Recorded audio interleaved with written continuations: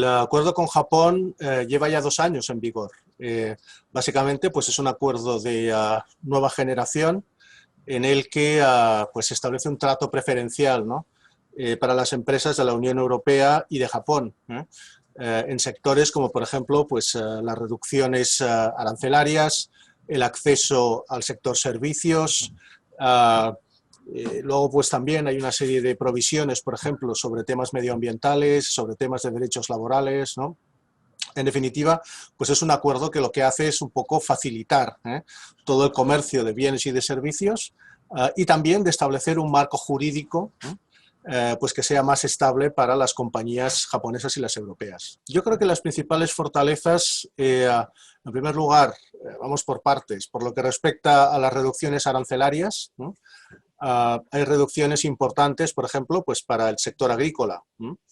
Se reducen los aranceles o se eliminan completamente, vamos, los aranceles para la mayoría de los productos, incluido pues el vino, el queso, etcétera, ¿no? Luego también pues, hay una fortaleza muy importante y es todo lo referido al sector de la automoción. Ahí se eliminan completamente los aranceles durante un periodo de tiempo de transición que es de 7 años, pero en 7 años pues tendremos, ¿no? Ya pues, bueno, pues todos los aranceles eliminados para el sector de automoción, ¿no? Luego pues también hay toda una serie de artículos relacionados pues, con el tema del intercambio de servicios, ¿no? Y esto pues, va a facilitar bueno, pues, la mayor penetración de empresas europeas en sectores como las telecomunicaciones, sectores como el financiero, etcétera. Y en definitiva, pues bueno, creo que es un acuerdo realmente bastante ambicioso, ¿no? Quizá el único tema que ha quedado ahí un poco pendiente es el mecanismo de protección de inversiones.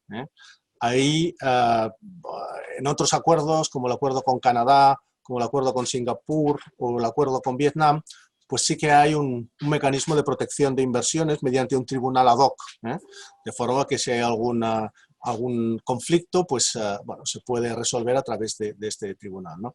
En el caso de Japón no ha sido así. En el caso de Japón, básicamente, pues sobre el tema de inversiones se negociará de una forma paralela, ¿no?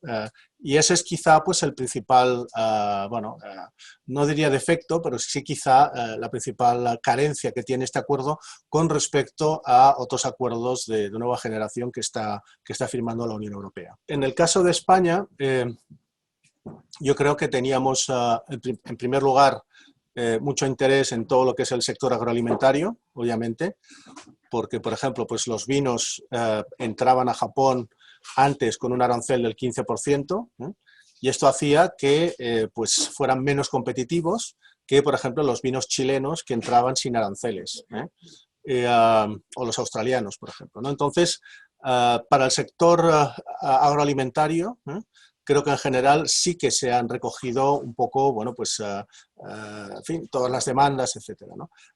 En otros sectores, como el aceite de oliva, por ejemplo, pues un poco menos, porque no había antes aranceles para el aceite de oliva, ¿no? Con lo cual, pues ahí la cosa se ha quedado un poco igual, ¿no? También nos interesaba mucho el sector de componentes de automoción, ahí se han eliminado los aranceles, y el sector de automoción en sí, porque España está exportando coches a Japón, ¿no? Entonces yo creo que ahí pues, se han recogido realmente los intereses de nuestras empresas, ¿no? Por desgracia, quizá en el sector servicios, nosotros al menos de momento pues, no tenemos ahí tantos intereses, pero bueno, es una posibilidad. Y creo que otra posibilidad que deberíamos de intentar aprovechar es todo el tema de compras públicas. El acuerdo lo que hace es, bueno, abre todo el mercado de compras que puedan hacer pues, los gobiernos locales, por ejemplo, el gobierno central, diversas entidades relacionadas con la administración, universidades, etcétera, ¿no? Y ahí pues nosotros realmente tenemos grandes empresas y creo que esto es un camino a explorar, todo el tema de las compras de bienes y de servicios que puede hacer la administración a diversos niveles en Japón, ¿no? Y bueno, decirte que hasta ahora pues más o menos los resultados han sido positivos. Obviamente, pues el año 2020 ha sido un año rarísimo, pero bueno, en el año 2019 pues crecieron aproximadamente un 7% las exportaciones a Japón, con lo cual pues ya estamos viendo de una forma concreta, ¿no?, que el acuerdo, pues, en fin, trae pues un mayor, ¿no?, volumen de comercio entre Japón y la Unión Europea. Yo creo que a nivel global estamos viviendo una etapa quizás de un cierto proteccionismo, ¿no? Entonces, por ejemplo, pues el gobierno japonés ha puesto en marcha un mecanismo a través del cual pues, el gobierno pues, tiene que aprobar, ¿no?, las operaciones de adquisición de compañías japonesas por parte de compañías extranjeras en sectores estratégicos. La Unión Europea ha hecho algo parecido. Entonces, bueno, creo que ese es realmente uno de los riesgos existentes, ¿no? Luego, a ver, el otro riesgo es que quizá pues, toda la zona asiática en general está trabajando pues, muchos para su integración, de forma pues, que hay el nuevo acuerdo, el RCEP, por ejemplo, ¿no?, que engloba pues, a los 15 países de ASEAN, ¿no?, más China, más Japón, más Corea del Sur, más Australia, más Nueva Zelanda, ¿no? Y creo que, bueno, Europa ahí pues, corre también un riesgo de quedarse fuera, ¿no? De todos modos, pues bueno, ahora con el cambio de presidencia en Estados Unidos, pues también parece ser que va a haber una vuelta al multilateralismo, ¿no? Lo cual obviamente pues sería positivo. Esto es un tema difícil, ¿eh? Yo creo que la Organización Mundial del Comercio realmente cumplió un papel fundamental en el momento de su creación, en el año 1995, pero es un organismo pues, que lleva 10 años prácticamente parado, ¿no? Y no se sabe realmente muy bien cuál va a ser su papel de futuro, entre otras cosas porque es muy difícil poner de acuerdo a todos sus miembros por unanimidad, ¿no? Creo que son 165 miembros, ¿no? Entonces, esa forma de toma de decisiones, las diferentes políticas de los países del G20, ¿no?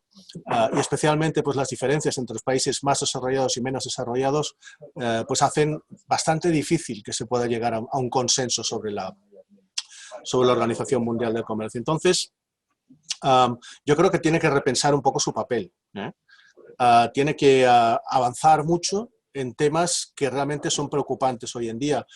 Por ejemplo, pues todo lo que es el tema del comercio digital, que no existía cuando se creó la OMC, ¿no? Todo el tema, por ejemplo, pues luego hay un tema también, es el Tribunal de Resolución de Conflictos de la OMC en estos momentos está paralizado, ¿no? Y este mecanismo funcionaba bien, con lo cual se tiene que empezar por ahí, se tiene que empezar porque el Tribunal de Resolución de Conflictos pues vuelva realmente a funcionar, ¿no? Y a partir de ahí, como te digo, pues bueno, se tienen que, yo creo que se tendría que empezar la reforma adaptando a la OMC a la realidad, o sea, como te decía, derechos digitales, sostenibilidad, ¿no? Crecimiento verde, ¿no? Todo esto que realmente nos preocupa ahora, debería de formar parte del marco de la OMC, ¿no?